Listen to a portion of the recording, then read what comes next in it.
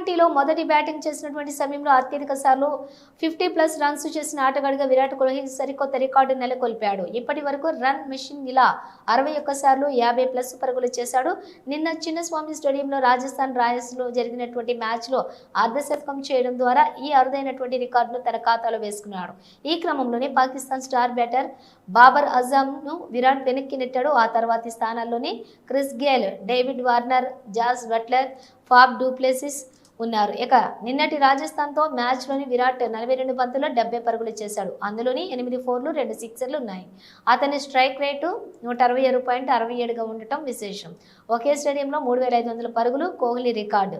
T20లో విరాట్ కోహ్లీ మరో అరుదైన రికార్డును తన పేరున లిఖించుకున్నాడు. T20లోని ఒకే వేదికలో 3500 పరుగులు చేసిన ఆటగాడిగా విరాట్ నిలిచాడు. బెంగళూరులోని చిన్నస్వామి స్టేడియంలో రన్ మెషిన్ ఈ ఘనత సాధించాడు.